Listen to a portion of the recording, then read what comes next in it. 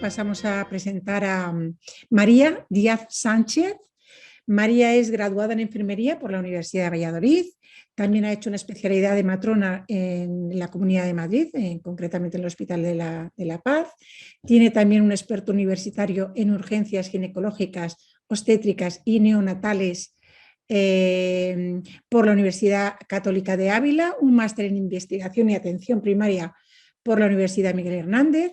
Dice María: soy instructora del método IPAD, he tenido que buscarlo porque no sabía muy bien lo que era, María, pero bueno, a grosso modo es un trabajo que se realiza dentro del agua para facilitar el parto. Si luego María quiere contar algo más, nos lo dirá.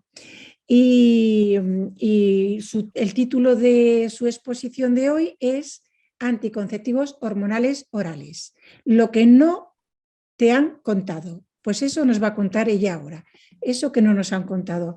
Así que María, tu tiempo, muchas gracias. Muchas gracias. Bueno, en primer lugar, darle enhorabuena a mi compañera Jessica por esta ponencia tan estupenda que nos ha hecho y tan completa, que me ha encantado. Y agradecer también a Ana y a la Fundación Sexpol que organice este tipo de tertulias, que yo creo que son muy enriquecedoras, tanto para nosotras, que las tenemos que preparar, como para el resto de gente, porque se forma un poquito una comunidad, ¿no?, en la que se comparten temas y se pueden ver pues diferentes opiniones, y yo en realidad es lo que busco hoy un poco con esta tertulia. Os voy a contar un poco cómo la he planteado. Tengo un PowerPoint que voy a poner ahora y es un PowerPoint que es absolutamente teórico, ¿vale? Entonces voy a intentar ser un poco breve con el PowerPoint. A lo largo del PowerPoint voy a ir dejando alguna cuestión en el aire para comentar luego, porque una cosa de la que me he dado cuenta preparando este tema es que hay como muchas contraposiciones, ¿vale?, de lo que en realidad se recomienda con lo que en realidad se hace, que no muchas veces coincide. A veces dan unos datos, pero luego las recomendaciones respecto a esos datos son otras. Entonces, bueno, luego si queréis lo comentamos un poco en función de los datos que voy a dar un poquito en el PowerPoint, ¿vale? Yo voy a intentar ser neutral, aunque tampoco puedo prometer que a lo largo de la presentación, a medida que vaya avanzando, se me vaya viendo un poco el plumero, ¿vale? Pero bueno, voy a intentar ser lo más neutral posible. Y bueno, también esto es un poco como para dejar entrever que ni todo es tan bueno ni todo es tan malo como lo cuentan, ¿no?, que siempre hay cosas positivas y negativas. Entonces, bueno, no me voy a enrollar mucho más, voy a poner el PowerPoint, a ver si soy capaz.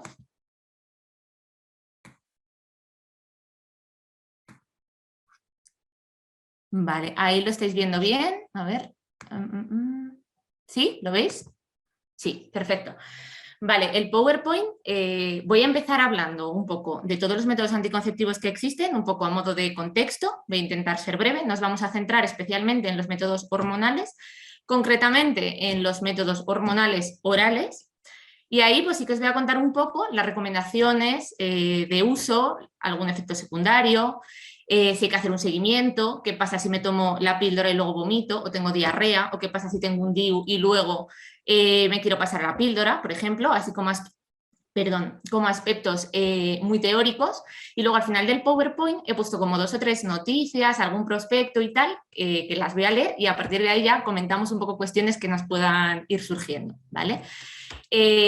Toda la bibliografía que he usado para preparar este PowerPoint, ¿vale?, o sea, toda la información en la que está basada, la he cogido de 2 fuentes, ¿vale? La primera de ellas es la guía de práctica clínica del uso de anticonceptivos del Ministerio de Sanidad, que la última, si no me equivoco, está publicada en el año 2019, ¿vale?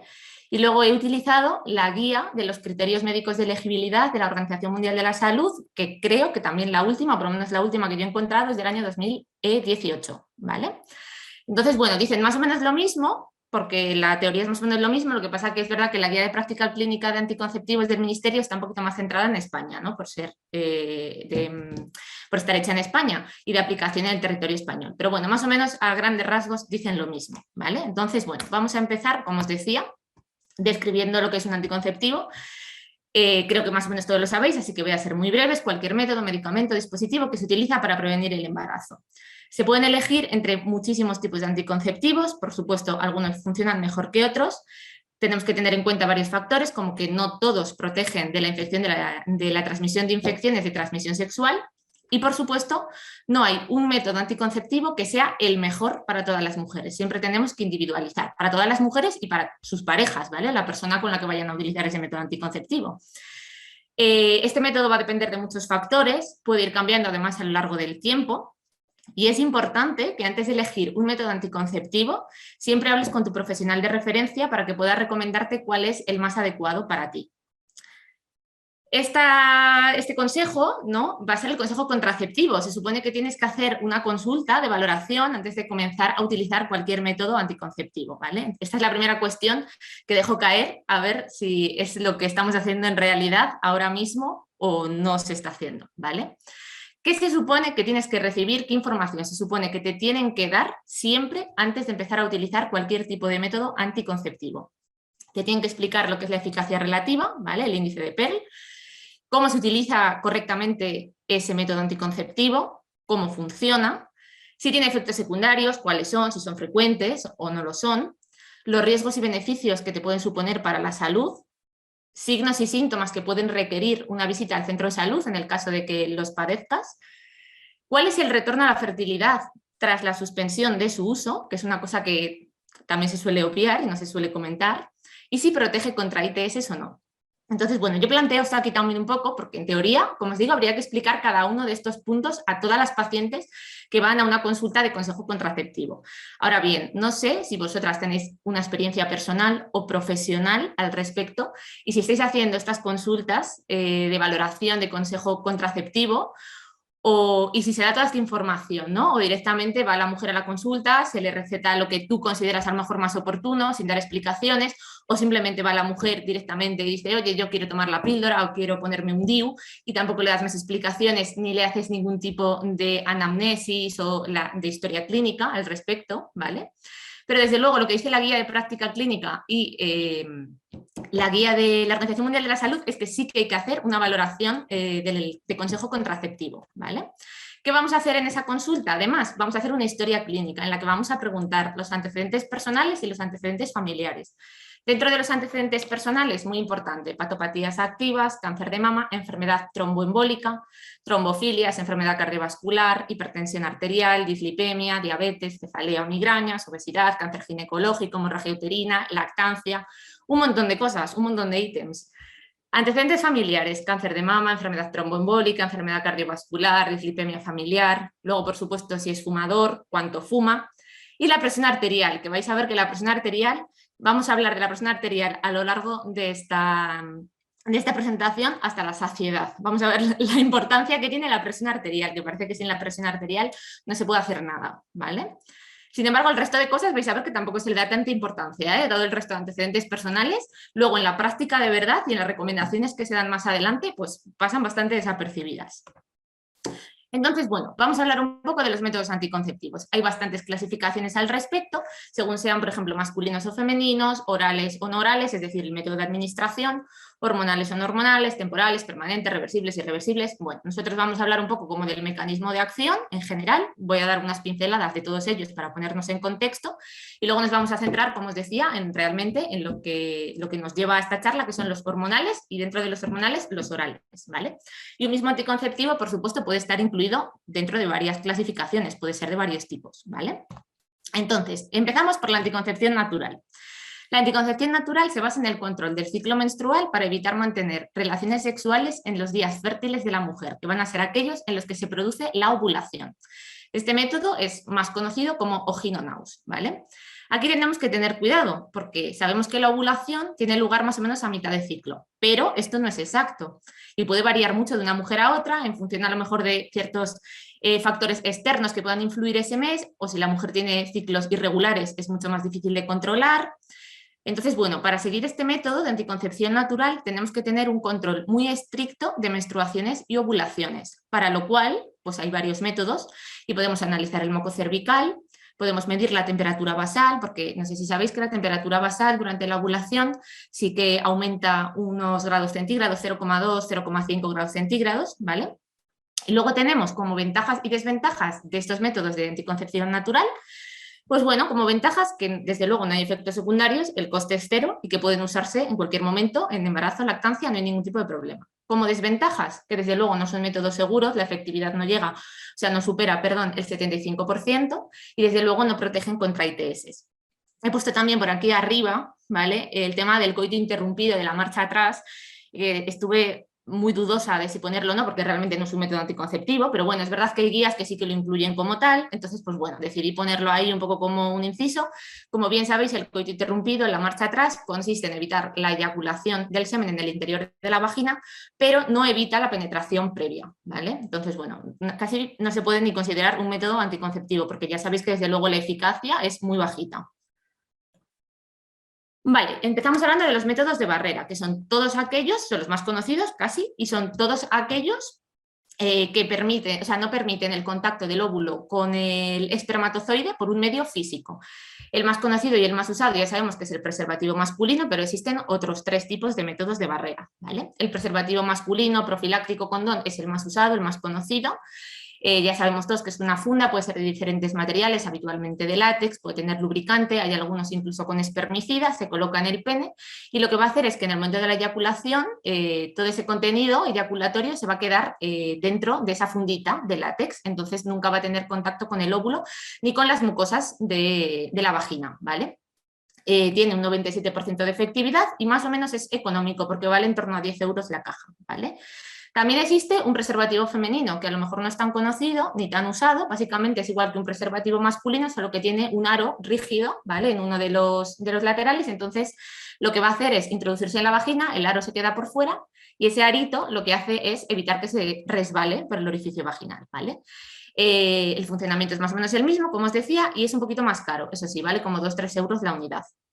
También tenemos el diafragma, que es como un capuchoncito de goma que se introduce en la vagina. Lo que hace es como tapar el orificio del cuello del útero de forma que cuando se produzca la eyaculación dentro de la vagina, pues los espermatozoides no lleguen a ascender por ese cuello uterino, ¿vale? El diafragma muchas veces tiene también espermicida, ¿vale? Libera espermicida. Tiene un 95% de efectividad. Y atención al precio porque es como 50 euros la unidad, es bastante caro, pero es verdad que si se cuida bien se puede reutilizar, se puede utilizar varias veces, ¿vale? Luego también tenemos otro método de barrera que es la esponja vaginal, es una esponja de poliuretano que se introduce también en la vagina y lo que va a hacer va a ser absorber el semen, el contenido eyaculatorio y además también libera espermicida. La esponja vaginal, como desventaja, que no la he puesto aquí, pero sí que tiene un poquito de desventaja, y es que a veces produce irritación vaginal, ¿vale? Tiene un 70-90% de efectividad, que como veis es bastante bajita en comparación con el resto, y vale como 7 euros la unidad, más o menos. Como ventajas de todos estos métodos de barrera, pues bueno, que solamente hay que utilizarlos durante las relaciones sexuales, el resto del tiempo te desentiendes, no requiere de ningún control médico, no tiene efectos secundarios, salvo a lo mejor el poquito ese de irritación vaginal que hablábamos de la esponja, y que pueden usarse sin ningún tipo de problema en el embarazo y en la lactancia. Importante tener en cuenta que los únicos métodos de barrera que protegen, en realidad, los únicos métodos anticonceptivos de todos los que vamos a ver, no solamente de estos de barrera, que protegen de las ITS y del VIH, va a ser el preservativo, ¿vale? Tanto masculino como femenino. El resto no hay ninguno que proteja. Veréis que he puesto el cuadrito este de las ITS en todas las diapositivas, pero vamos, en realidad lo que hay que tener claro es que lo único que protege es el preservativo, tanto masculino como femenino. El resto no protege ni uno. Vale, vamos a hablar ahora del dispositivo intrauterino. He metido en una misma diapositiva el normal, conocido como T de cobre, y el DIU hormonal, ¿vale? Los dos tienen forma de T, se colocan en el útero. Habitualmente se suelen colocar cuando está la mujer con la menstruación porque es mucho más fácil y mucho menos doloroso, ¿vale? Tiene carácter permanente porque dura años, ¿vale? La efectividad es como del 95%. Como desventajas, en el caso del DIU T de cobre, ¿vale?, el que no es hormonal, pues puede provocar un sangrado menstrual más abundante y además puede aumentar la sintomatología dismenorreica, ¿vale? En el caso y el precio es como en torno a 30-40 euros de la T de cobre, ¿vale? Es bastante más económico que el hormonal, que vale en torno a 200 euros. Lo bueno del DIU hormonal, ¿vale?, es que aunque su coste es de 200 euros, es verdad que dura 5 años, con lo cual al final si haces un balance de precio a largo plazo, pues a lo mejor no te sale tan caro, ¿vale? El DIU hormonal tiene el mismo, o sea, el mismo mecanismo que la T de cobre, solo que además libera hormonas de forma paulatina en el útero, ¿vale? Como desventajas que puede tener el DIU hormonal, pues bueno, igual que el de la T de cobre, que la inserción puede ser un poquito molesta, un poquito dolorosa. Este DIU hormonal va a producir periodos irregulares, va a haber un riesgo de inflamación pélvica y de cérvix, siempre va a haber un poquito más de riesgo también de sufrir embarazo ectópico, puede ser expulsado espontáneamente y por supuesto ninguno de los dos, como os decía antes, protege de enfermedades de transmisión sexual. Vamos a hablar ahora de los anticonceptivos hormonales, que son más o menos de todo lo que va a ir esta sesión y de lo que hemos venido a hablar. Los anticonceptivos hormonales son actualmente los más utilizados en la mujer, ¿vale? Vais a ver que hay varios formatos de administración y lo que tienen en común es que van a tener versiones sintéticas de las hormonas femeninas, es decir, de estrógenos y progesterona. Entonces, el mecanismo de acción es muy sencillo. Va a alterar los niveles hormonales naturales que tiene la mujer y de esta forma se va a impedir la ovulación.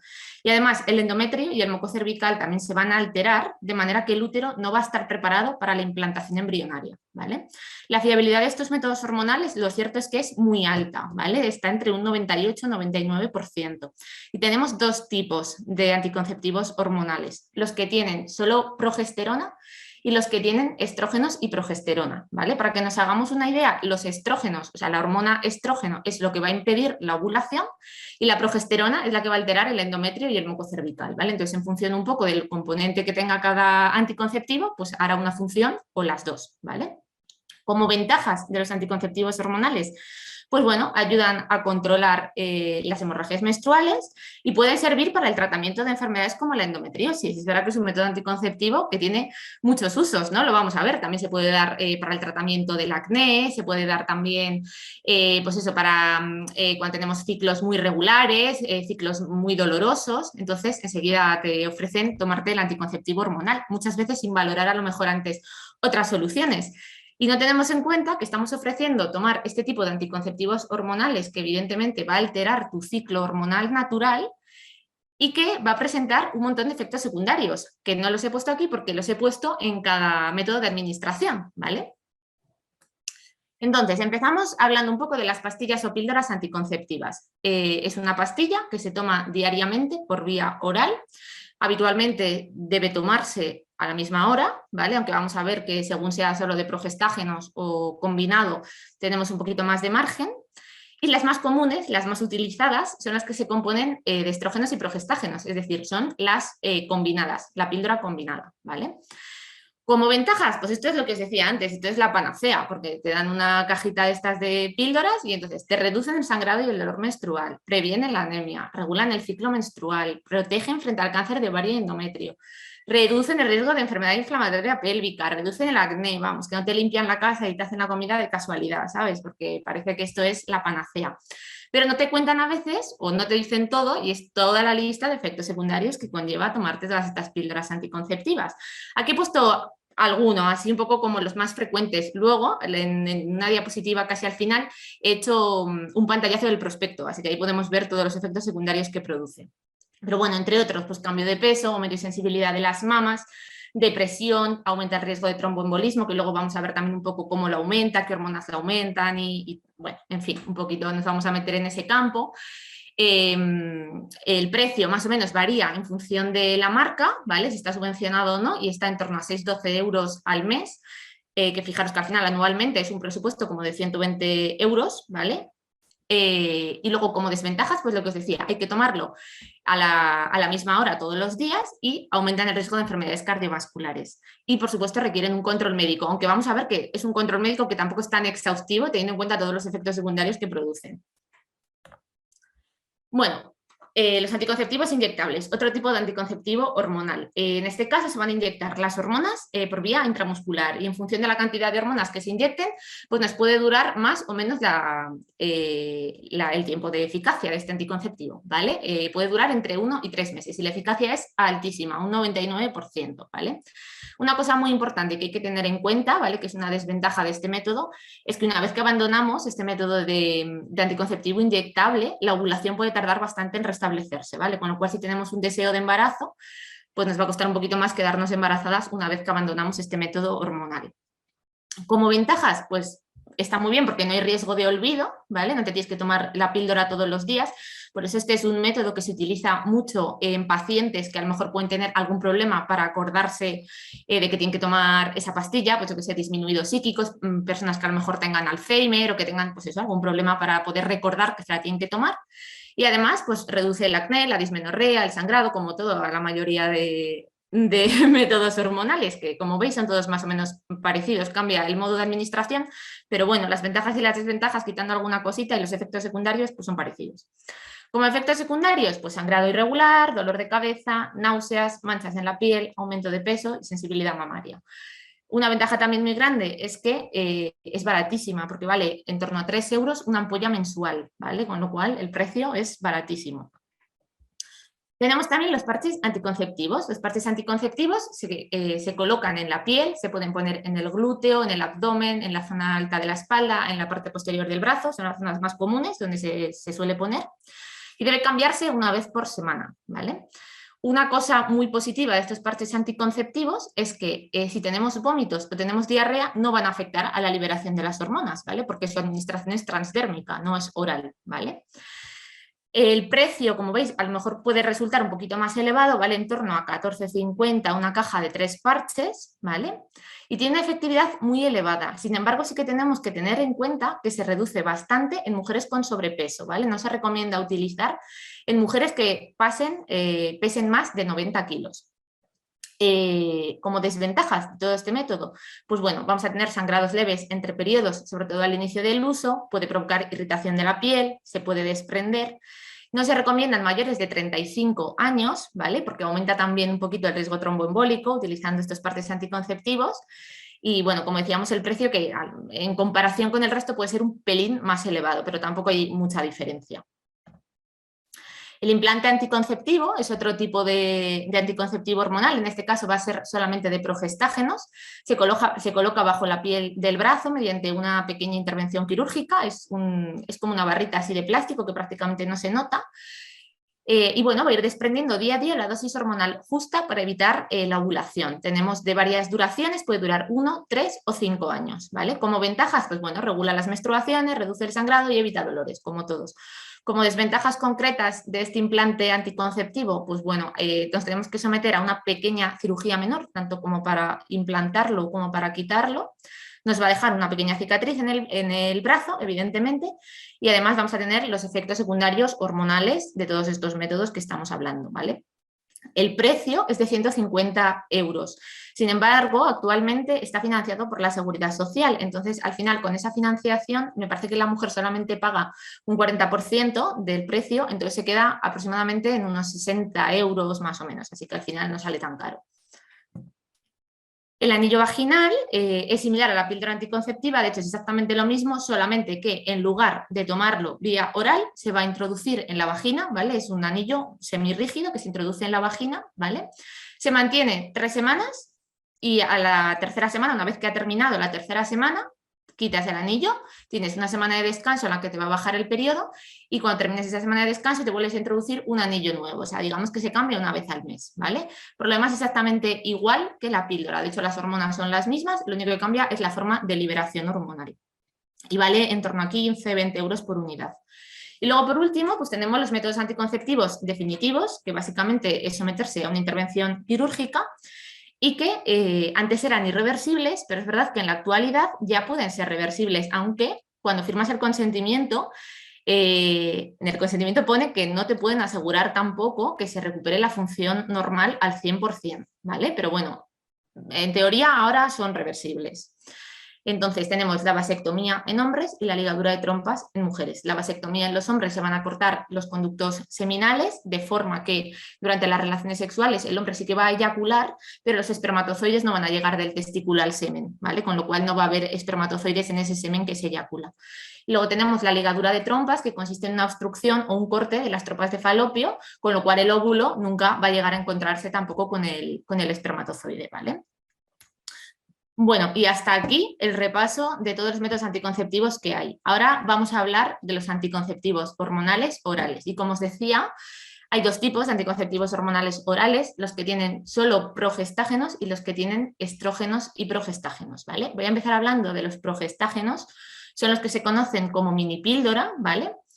Y la peculiaridad que tienen estos progestágenos es que hay que ser muy estrictos con la hora a la que tomamos esa píldora, esa pastilla, ¿vale? Lo vamos a ver luego que en diapositiva posterior, qué hacer si se me olvida tomar una píldora, si me descuido una hora o dos, porque es verdad que en este tipo de anticonceptivo con solo progestágeno, en cuanto se te olvida una hora, ya puedes tener problemas y tienes que usar un método alternativo de protección anticonceptiva, ¿vale?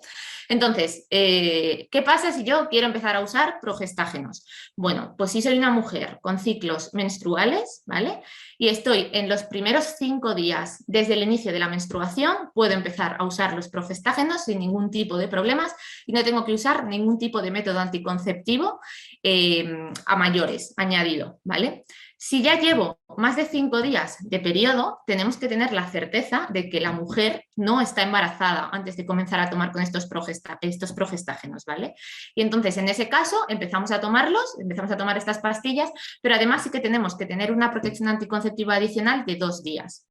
En mujeres con amenorrea, como en este caso no tenemos ciclos menstruales, no sabemos en qué momento del ciclo está, se pueden empezar a tomar en cualquier momento, siempre que tengamos la certeza de que no hay un embarazo, ¿vale? Y tenemos que aportar una protección adicional 2 días, ¿vale?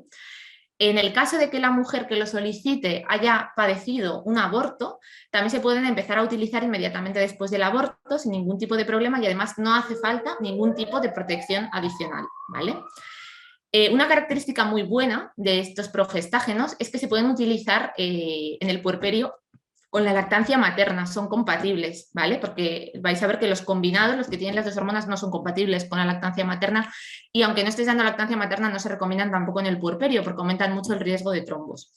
Pero los progestágenos sí que está permitido su uso, ¿vale? En el puerperio. Entonces, si vamos a recetarle estos progestágenos a una mujer que está en su periodo de puerperio con lactancia materna, si han pasado menos de 6 semanas desde el parto, no es necesario aportar una protección adicional. Si han pasado entre 6 semanas y 6 meses, pero todavía no hemos retornado a los ciclos menstruales, tampoco es necesario tener una protección adicional siempre que esa mujer esté dando el pecho con mucha frecuencia y esté dando una lactancia materna exclusiva, que es lo que se conoce como el método MELA, ¿vale? Que es la protección anticonceptiva propia del puerperio con la lactancia materna, ¿vale? En el momento en el que esa mujer no esté dando lactancia materna exclusiva o reduzca mucho las tomas, ya no sería compatible con el método MELA y por tanto sí que habría que utilizar un método anticonceptivo de refuerzo, ¿vale? Si ya tenemos más de 6 semanas y hemos tenido un retorno de los ciclos, pues vamos a iniciar este tratamiento con progestágenos según el protocolo de mujeres con ciclos menstruales que veíamos por aquí. No sé si veis la flechita, ¿vale? Lo que hemos comentado antes. En mujeres puérperas sin lactancia materna, en los primeros 21 días del puerperio, se lo pueden empezar a tomar no se lo pueden empezar a tomar, pero no es necesario utilizar protección adicional. ¿Por qué? Porque las guías, ambas 2 guías, tanto la de la OMS como la del Ministerio de Sanidad, consideran que en los primeros 21 días posparto es extremadamente improbable que haya una ovulación y un riesgo de embarazo. Sin embargo, por razones programáticas, no está de más revisar los protocolos de las comunidades autónomas o los protocolos locales, porque sí que es cierto que en algunas comunidades, en algunas ciudades, en algunos sistemas de salud, sí que recomiendan utilizar un sistema anticonceptivo durante estos primeros 21 días también, como que prefieren no jugársela, ¿vale? Aunque yo os digo que las recomendaciones de la Organización Mundial de la Salud y del Ministerio son que la probabilidad de quedarte embarazada en esos primeros 21 días es prácticamente nula. Si ya han pasado más de 21 días, tenemos 2 opciones. O bien me han retornado los ciclos menstruales o todavía no me han retornado. Si no me han retornado, iniciamos si tengo la certeza de no embarazo y tenemos una protección adicional de 2 días. Y en el caso de que tenga ciclos menstruales, pues vamos a irnos a esta guía que teníamos aquí, ¿vale? Y vamos a seguir las recomendaciones de mujeres con ciclos menstruales que hemos hablado antes. Vale, ¿qué pasa si ahora yo quiero iniciar este método de la píldora solamente con progestágenos, de la mini píldora, pero es que yo ya estaba utilizando otro método anticonceptivo? ¿Qué tengo que hacer? ¿En qué momento cambio? Da igual cuando cambie, existe posibilidad de quedarme embarazada entre un método u otro, ese mes, ¿qué tengo que hacer? Bueno, pues muy fácil. Cuando el anterior método era hormonal, excepto el DIU, ¿vale? Que el DIU vamos a hablar de él más tarde, Si el método se ha estado utilizando de forma correcta, no es necesario esperar a la siguiente menstruación. Simplemente cambias las pastillas y no hace falta utilizar ningún tipo de protección adicional extra. Sí que hay que tener especial precaución si ese método hormonal que nos estábamos administrando era inyectable, ¿vale? Porque en ese caso vamos a iniciar los progestágenos justo en el momento en el que debería ponerse esa inyección, ¿vale? Pero bueno, igualmente tampoco hace falta una protección anticonceptiva adicional. En el caso de que el método anterior que estuviéramos utilizando no fuera hormonal, pues un preservativo o cualquier método de barrera, por ejemplo, se siguen las indicaciones que hemos visto en la diapositiva anterior, ¿vale? Y aquí viene lo que es un poquito más complicado, que es, ¿qué hago si tengo un DIU puesto y quiero pasarme a las pastillas, ¿vale? Solamente de progestágenos. Bueno, si estamos en nuestros primeros 5 días de regla, se puede iniciar la toma de progestágenos, no hace falta protección adicional, y además puede retirarse el DIU en ese mismo momento, ¿vale? Y no hay riesgo de embarazo. ¿Qué pasa si ya llevamos más días, más de 5 días desde que inició el embarazo, el sangrado? Lo primero, comprobar que no estemos embarazadas. Ya sabemos que llevamos un DIU, pero siempre hay que tener una certeza razonable, según ambas guías lo pone con esas palabras, certeza razonable de que esa mujer no esté embarazada. Entonces vamos a tener en cuenta si esa mujer ha tenido actividad sexual durante este ciclo menstrual o no la ha tenido. En el caso de que la haya tenido, vamos a dejar el DIU y lo vamos a retirar en la siguiente menstruación, porque si lo quitamos en ese momento sí que puede haber un riesgo de embarazo, porque esa mujer ya ha mantenido relaciones sexuales. En el caso de que esa mujer no haya mantenido actividad sexual durante este ciclo, tenemos 2 opciones. Podemos quitar el DIU, pero esa mujer, si tiene alguna relación después de quitar el DIU, tendría que mantener una protección adicional 2 días, ¿vale? O bien podemos esperar a retirar el DIU en la siguiente menstruación y que el DIU nos haga esa protección adicional si esa mujer decide tener relaciones sexuales, ¿vale?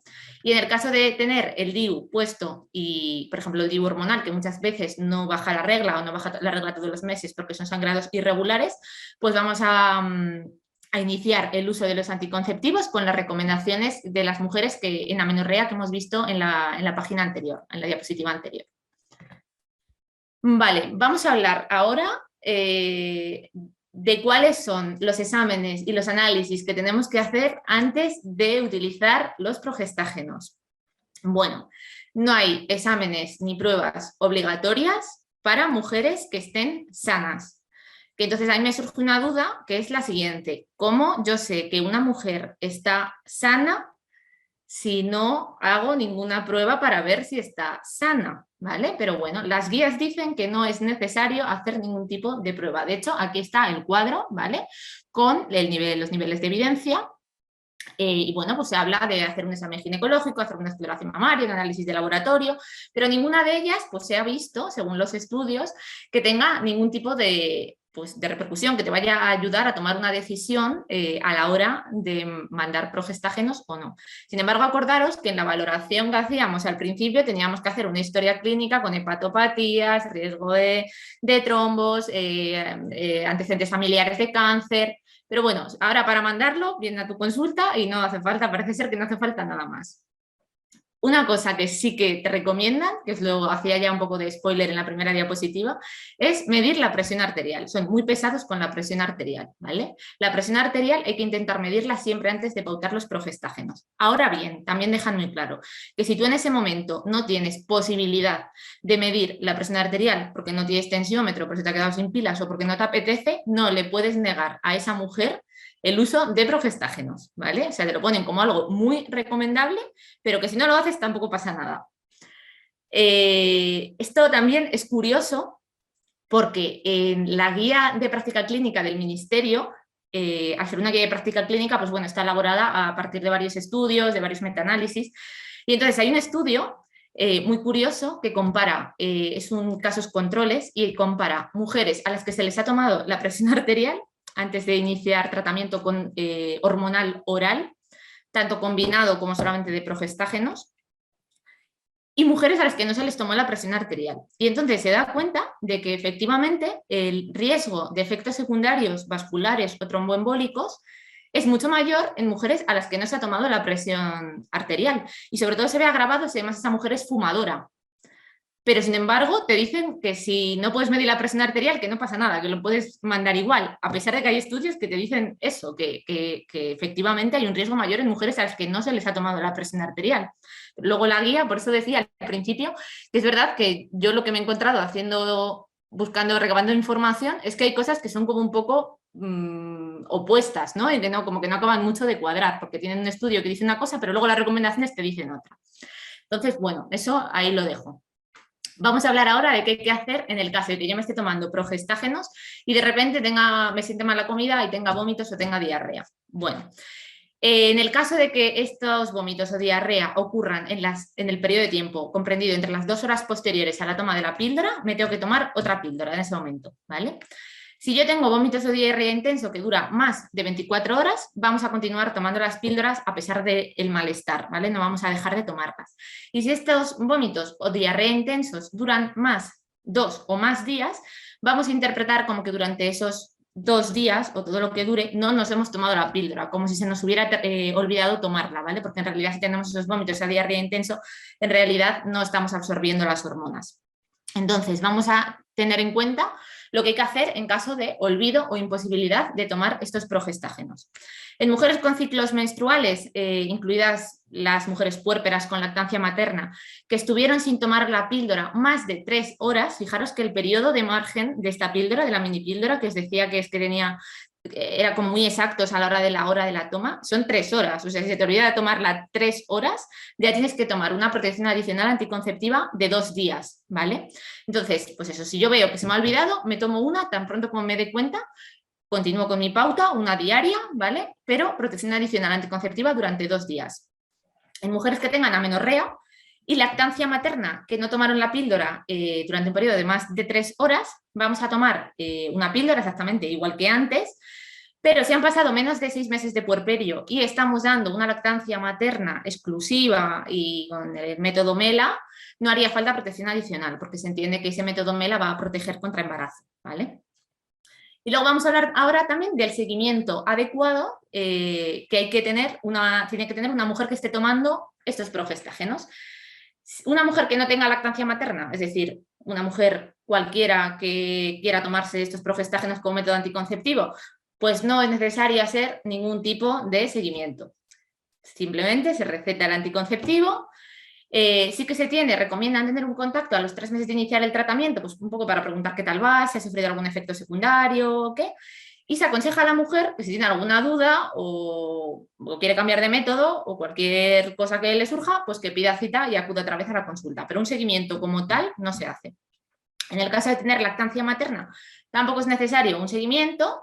Y sí que lo que pasa es que sí que se le dice a la mujer que cuando reduzca esa frecuencia de la lactancia materna o deje de amamantar, que sí que acuda o consulte, porque en ese momento sí que podría cambiar de método anticonceptivo si quisiera, y además habría que darle a lo mejor las recomendaciones, porque si ya no está en el método MELA, tendríamos que decirle que, por ejemplo, si se le olvida la píldora, tomar la píldora durante un periodo de más de 3 horas, tendría que usar una protección extra. Entonces sí que se le aconseja volver cuando esté disminuyendo el periodo de lactancia materna, ¿vale?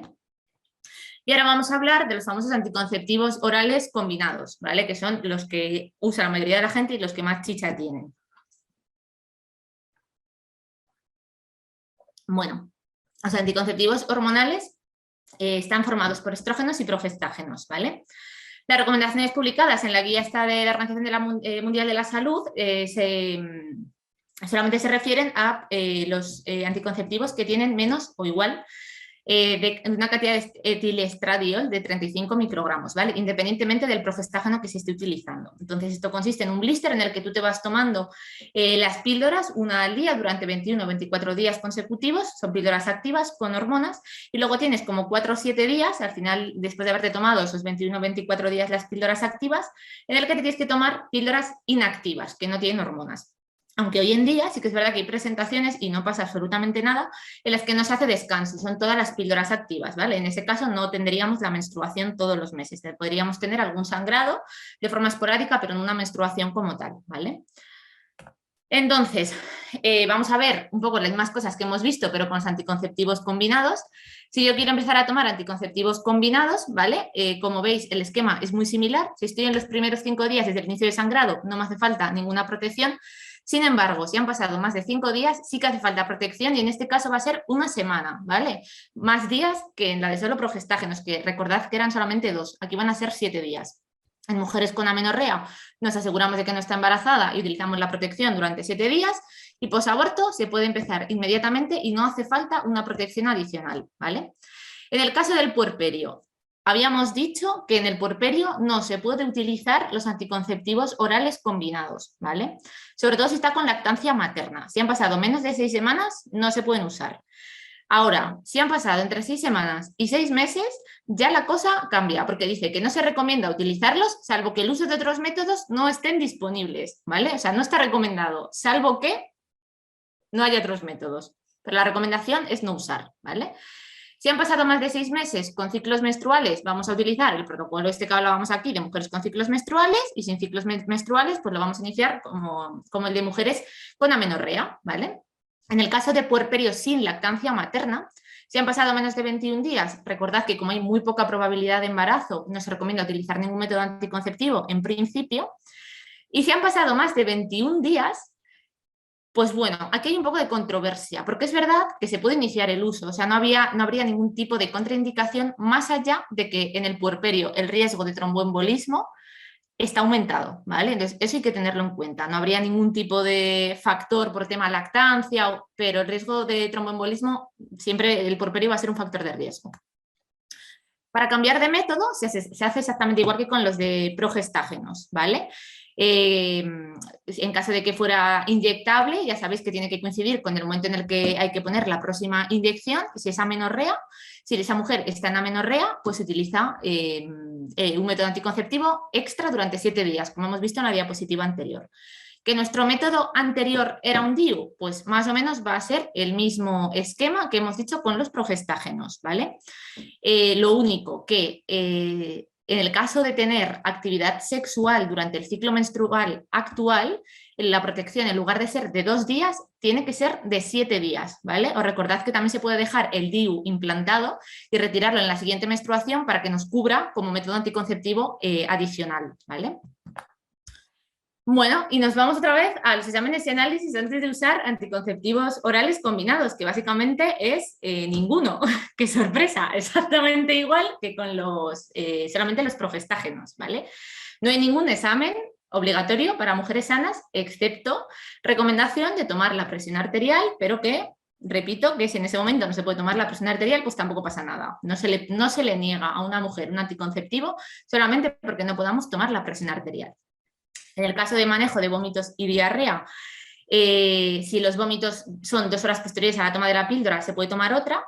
Vómitos o diarrea intensa más de 24 horas, vamos a continuarlas tomando a pesar del malestar, pero si esos vómitos o diarrea duran más de 2 días, sí que vamos a considerar como que estas píldoras se nos han olvidado y no hemos podido tomarlas, ¿vale? Entonces, esto sí que es un poquito más lío. Hay 2 tipos de píldoras combinadas en función de la concentración de estrógenos que tengan, ¿vale? Tenemos unas píldoras que tienen una concentración de entre 30 y 35 microgramos de etinilestradiol y tenemos píldoras que tienen una concentración menor de 20 microgramos de etinilestradiol. Entonces, va a ser diferente el manejo en función de la píldora que estemos tomando. En el caso de las píldoras con más concentración de estrógenos, si la mujer olvida 1 o 2 píldoras o empieza el paquete 1 o 2 días más tarde, va a tomar una píldora activa tan pronto como sea posible y luego va a tomar su pauta habitual diaria. En el caso de que la mujer olvide 2 o más píldoras activas, ¿vale? Puede tomar la primera y luego continuar tomando el resto de píldoras omitidas o desecharlas para cumplir el calendario, ¿vale? Una cosa que yo no sabía y me llamó mucho la atención preparando esta tertulia, es que si a ti se te olvidan 2 pastillas, por ejemplo, 2 días seguidos, te puedes tomar una en el momento en el que te des cuenta y ese mismo día te puedes tomar la segunda pastilla que se te había olvidado. Incluso dice que se pueden tomar a la misma hora las 2 pastillas, siempre que sean 2, nunca más de 2, pero que se pueden tomar incluso 2 pastillas a la vez si te das cuenta de que efectivamente se te han olvidado 2, ¿vale? ¿Qué pasa si se te olvidan 3 o más píldoras seguidas? Bueno, ahí tenemos que tener ya una protección adicional de más de 7 días, porque 3 o más píldoras ya nos van a proteger de un posible embarazo. Y además hay que tener en cuenta que si se olvida de tomar la píldora en la tercera semana, vamos a terminar las píldoras activas del paquete y vamos a empezar uno nuevo, no nos vamos a tomar las píldoras inactivas. Y si se nos olvida tomarnos una píldora, o sea, 3 píldoras o más, en la primera semana y además hemos tenido relaciones sexuales sin protección, tal vez debamos valorar utilizar una anticoncepción de emergencia, ¿vale? Porque la posibilidad de embarazo está ahí. En las píldoras que tienen hasta 20 microgramos de etinilestradiol, vais a ver que el manejo es muy parecido, solo que como la concentración hormonal es mucho menor, en el caso de que se olvide un día o se empiece el paquete un día más tarde, no hace falta protección adicional, ¿vale? Exactamente igual, nos tomamos la píldora que nos habíamos olvidado y ya está. Ahora bien, en el caso en el que se nos olvide 2 días o más, ya tenemos que seguir las indicaciones de cuando se nos olvida, en el caso de 30-35, 3 o más píldoras seguidas, ¿vale? Es decir, aquí con que se te olviden 2 días ya tienes que tomar una protección adicional. 7 días tienes que tener en cuenta si se te ha olvidado tomarla en la tercera semana y tienes que tener en cuenta si has tenido relaciones sexuales sin protección en la primera semana, ¿vale? Porque la concentración hormonal es menor. Y luego, en el caso de que se nos olviden las píldoras inactivas, como son píldoras que en principio no tienen ninguna carga hormonal, directamente se desechan las que no se pueden tomar y se puede continuar con la pauta diaria que teníamos de píldoras activas, ¿vale? El seguimiento adecuado tras iniciar el uso de la píldora combinada, pues bueno, aquí sí que te recomiendan una consulta anual, una consulta a los 3 meses de iniciar el tratamiento y luego, por supuesto, aconsejar que regresen cuando desee para hablar de los efectos secundarios u otros métodos anticonceptivos. Aquí también dejo caer la bomba de si realmente se está haciendo una consulta anual y una consulta a los 3 meses de iniciar el tratamiento, porque yo desde luego cuando he trabajado en primaria no se estaba, por lo menos en mi centro de salud, no se estaba haciendo. Entonces, bueno, las recomendaciones vienen por un lado, pero luego los protocolos de los centros de salud pues van por el camino que quieren. Y ahora vamos a la parte que más me gusta, ¿vale? Que es, os voy a poner un par de noticias y aquí os dejo un prospecto de la píldora. Estos son de la píldora combinada, ¿vale? Entonces, bueno, no sé si veis bien, la foto esta me hizo mucha gracia, probablemente ya la hayáis visto porque fue una foto que se viralizó y esta chica se hizo un vestido con el prospecto de su píldora combinada. O sea, fijaros el tamaño de este prospecto, ¿vale? Entre los posibles efectos secundarios, dice, como efectos secundarios frecuentes, que puede afectar a 1 de cada 10 mujeres. O sea, yo no diría frecuentes, diría muy frecuentes. Dolor de cabeza, cambios en el estado de ánimo, incluida la depresión, que parece aquí como que se banaliza una depresión, ¿sabes? Efectos leves. Náuseas, dolor abdominal, mamas dolorosas, sensibilidad de mamas, aumento de peso, erupción cutánea. Efectos secundarios poco frecuentes, 1 de cada 100, que tampoco me parece un ratio que sea como para obviar. Vómitos, diarrea, retención de líquidos, edema, migraña, pérdida de deseo sexual, aumento del tamaño de las mamas, urticaria. Efectos secundarios raros, que dice que pueden afectar a 1 de cada 1000 mujeres. Irritación ocular, hipersensibilidad, pérdida de peso, secreción mamaria, flujo vaginal, aumento de la libido, eritema nodoso, eritema multiforme. Aquí no habla de, no cogí el recorte que habla del tromboembolismo, pero bueno, ahora tengo un artículo de Medline en el que sí que habla del tromboembolismo, porque aquí hablaba como que era un efecto extremadamente raro. Entonces ya por no poner más recortes que no me entraban, he puesto la noticia esta, vamos, el artículo este de Medline, ¿vale? Entonces dice que los riesgos son muy poco frecuentes, pero son peligrosos, porque pueden incluir coágulos de sangre, ataque cardíaco, presión arterial alta, acordaros todo lo que nos han dicho con la presión arterial, pero que si no se toma tampoco pasaba nada, y accidente cerebrovascular. Y estamos hablando de que estos efectos secundarios se producen en mujeres que son aparentemente sanas y jóvenes, porque están tomando una anticoncepción, con lo cual son mujeres jóvenes. Luego esto es una noticia, un recorte de una noticia. Yo os la leo y luego si queréis la comentamos, aunque sé que vamos regular de tiempo, pero bueno, ya me queda poquísimo. Dice, desde Neutral hemos consultado al jefe de ginecología del Hospital Clínico San Carlos de Madrid, Miguel Ángel Herraiz Martínez, bueno, y dice que algunos anticonceptivos hormonales orales sí que aumentan el riesgo de sufrir trombos venosos. Por eso, antes de recetar cualquier tipo de píldora, los profesionales tienen muy en cuenta el historial clínico de las pacientes. A quienes presentan mayor riesgo de sufrir trombos, no se les manda la píldora con estrógenos, dice el médico, que no sé si trabajará en atención primaria. Está claro que no, porque dice que trabaja en el Clínico San Carlos. Dice, desde la Agencia Estatal del Medicamento también informan de que a la hora de decidir con el médico el anticonceptivo más adecuado, se debe tener en cuenta algunos factores que contribuyen a la posibilidad de aparición de un tromboembolismo, como fumar, sobrepeso, mayor edad, sufrir migrañas, antecedentes familiares de tromboembolismo venoso o un parto reciente. Pero que en realidad, ¿cuántas mujeres conocéis que fumen y que tengan sobrepeso y que estén tomando una píldora combinada? Quiero decir que esto, sí, que las recomendaciones están ahí, pero que yo no sé hasta qué punto se están siguiendo estas recomendaciones. Eso es una cosa que hay que tener en cuenta. Y luego voy a abrir el melón de por qué no existe una píldora anticonceptiva para el hombre. Entonces, vi este artículo que me encantó, que es de la BBC, publicado además el año pasado, en marzo del 21. Entonces, he cogido así como algunos trozos que me parecen como muy explícitos, ¿no? Que creo que plasma muy bien la idea de por qué no existe una píldora anticonceptiva para el hombre. Dice, creo que si no se ha desarrollado efectivamente ha sido por el éxito de la píldora anticonceptiva femenina. Funciona tan bien y es tan eficiente, y añado yo, y tiene tan pocos efectos secundarios, que desde una perspectiva económica, pues muchas de las compañías farmacéuticas no sienten la necesidad de invertir en una nueva. Por caso, en 2016, un estudio inyectó a los hombres testosterona y progestágeno similares a las hormonas que se encuentran en la píldora femenina y tuvo que detenerse antes de tiempo, porque es que se indicó que había efectos secundarios como granos en la piel, trastornos del estado de ánimo y aumento de la libido. Y los hombres los consideraron demasiado severos e intolerables, por lo que se canceló la investigación, ¿sabes? Porque aparecían granos en la piel, que digo yo que si estos hombres que participaban en el estudio se hubieran leído el prospecto de lo que causa la píldora anticonceptiva en las mujeres, pues a lo mejor no les parecía tan grave, ¿sabes? El tema de los granos en la piel y el aumento de la libido. Sin embargo, muchos expertos pueden ver estos efectos secundarios como relativamente menores en comparación con los que sufren las mujeres que toman la píldora, que incluyen ansiedad, aumento de peso, náuseas, dolor de cabeza, reducción de la libido y coágulos sanguíneos. Sin embargo, para otros expertos en salud reproductiva es necesario ir más allá de la falta de interés de las grandes farmacéuticas para desarrollar una píldora eficaz. Para la doctora Lisa Campo Engelstein, directora del Instituto de Bioética y Humanidades de la Salud, dice que no haya una píldora anticonceptiva no se debe a que la ciencia en realidad no lo haya podido lograr.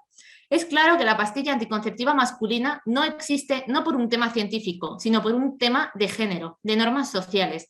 Se le puso ese trabajo exclusivamente a la mujer. Actualmente, las mujeres soportan la mayor parte de las cargas financieras y de salud relacionadas con la anticoncepción. En general, los métodos femeninos tienden a ser más costosos que los masculinos porque la mayoría requieren al menos una visita al médico y algunos implican una receta o prescripción que hay que repetir periódicamente, añade. Bueno, hasta aquí la tertulia, o por lo menos la parte del PowerPoint teórica. Yo ya, como os decía, he dejado así como caer como alguna cuestión que yo no tengo muy claro si se está haciendo, si no se está haciendo actualmente, no sé, en vuestras ciudades, en vuestros centros de salud, si vosotros estáis trabajando, y un poco así como las recomendaciones, ¿no? Un poco contrapuestas que nos dan de sí, tenemos que hacer una historia clínica a la mujer para ver si fuma, si tiene sobrepeso, pero luego a la hora de recetar una píldora no hace falta casi ni tomar la tensión.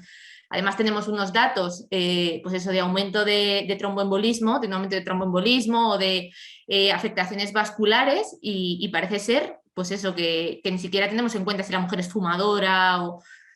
Bueno, no sé si alguien quiere aportar algo o contar algo de su experiencia profesional, personal.